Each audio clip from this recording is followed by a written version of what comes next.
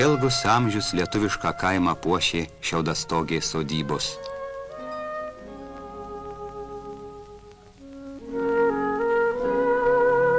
Pokario metais statėm baltus mūrus.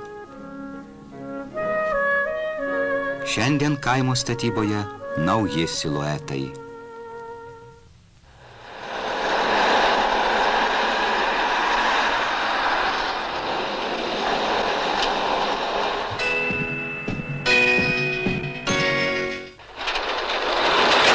Ko tik žmogus nemokėjo pasigaminti iš medžio, net košę virti išmoko.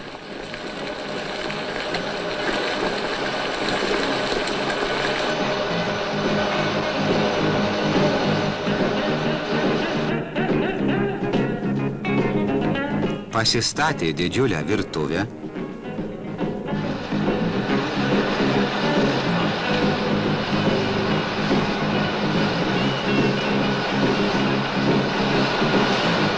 ir kepa lyg pyragus, tai namų sienos, grindys, lubos.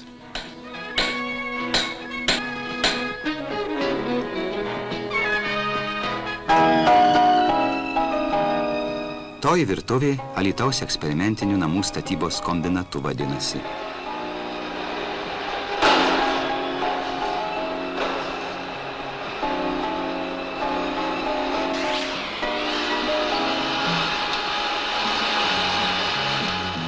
Alytiškiai glaudžiai su mokslu bendradarbiauja, tad žodis mokslininkui Algimantui Nenortui.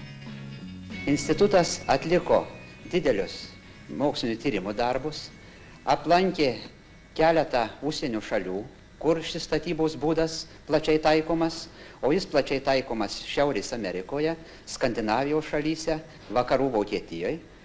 Institutas pasiūlė taikyti taip vadinamą skydinę karkasinę konstrukcinę sistemą iš atskirų surenkamų elementų. Pagrindiniai statybinės medžiagos – medis, medžio perdirbimo produktai ir mineralinė vata.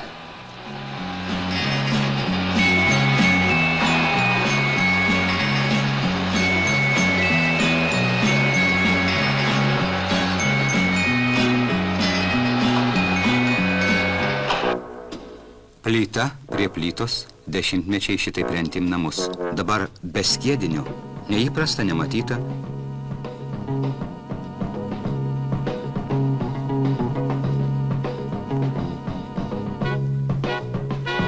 Suveržė, suspaudžia, lyg kokį baldą ir stovi sienos. Šiais metais nuo Alytaus eksperimentinio namų statybos kombinato konvejerių nuėjo pirmosios produkcijos siuntos. Įmonės pajėgumas 4000 skydinių surenkamųjų namų per metus.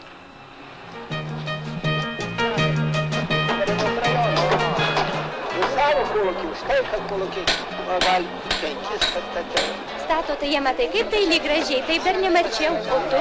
Šalta, kad tik nebūtų žiemos metu viduj. Šitų namų nepalyginsi su mūriniais, daug gražesni. Matai medis, bet nežydrali. Statykingai stovėtų. Kažin ar karvė ragų nepradurs? Man tos sienos nepatinka. Plonos kažkokios kaip akmeninės. Mykalai, ali tokius rūmus dar gauti? Kad skydiniai namai pranašesni už medinius ir už mūrinius, patvirtina užsienio šalių, kuriuose jie buvo statyti patyrimas ir tarybinių mokslininkų darbai. Kaime vyksta industrinė statyba, kaip ir mieste, ir pavojai tie patys, monotoniškumas, standartas. Kągi mano architektai, kurie projektuoja būsimąjį kaimą? Bronius Barždžiukas. Viena industrinė statyba, kada namai statėme masiniai ir vienodi, gresia gyvenviečių supanašėjimas. Reikia, kad kombinatas išleistų įvairių tipų gyvenamų namų.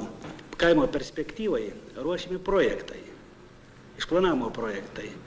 Stengiamasi, kad kiekvienas kaimas, kiekviena gyvenvietė būtų skirtinga, savita.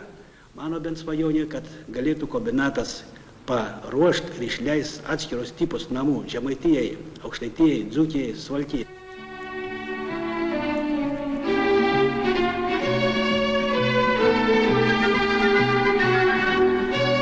Pirmasis Respublikoje skydinis namas pastatytas Alytaus rajono Nemunaičių kolūkyje. Garbingi sveteliai, ministrų tarybos pirmininko pavaduotojas Aleksandras Drobnys vartelius atvėrė. Kombinato direktorius Vladas Staponavičius raktelius įteikė.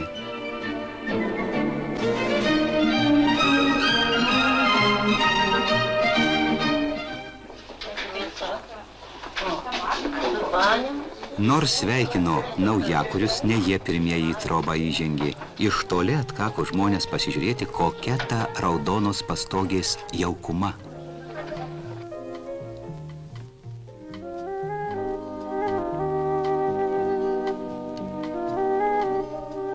Kombinatas stato 6 tipų šiais metais namus, kurie yra nuo 3, 4, 5 kambarių ir jie kainuoja, 3 kambarių, pavyzdžiui, namas kainuoja 14 000 samatinė vertė. Čia yra ir nebrangu, galima pirkti. Prašom. Už kiek laiko galit pastatyti? Viso namo montažas iki pilno užbaigimo užima nuo 20 dienų iki 30 dienų. Per tokį trumpą laiką iš plytų būsto nesuklosi. Bet mūrinių namų statyba irgi nesustos. Gražiai tarnavę žmonėms, jie ir toliau puikuosis gyvenvietėse greta naują gadynę pradedančių raudonstogių brolių.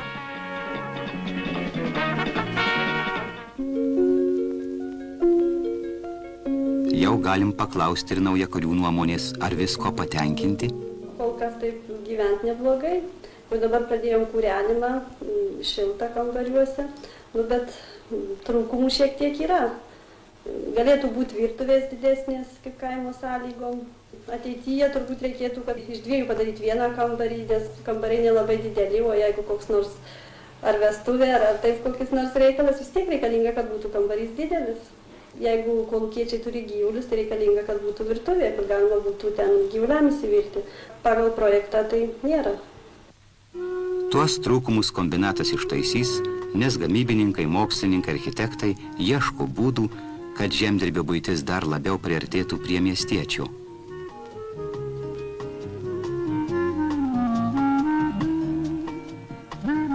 Per artimiausią 15 metų reikia pastatyti maždaug 140 000 gyvenamų namų būtų kaime ir apie 180 000 nukelti vienkiemių. Tai labai didelis darbas. Tai būtų iš esmės likviduota vienkiemių sistema ir pastatytos mūsų naujos gyvenvietės. Jau šiemet 34 Respublikos rajonų ūkiuose nusidrieks skydinių namų eilės.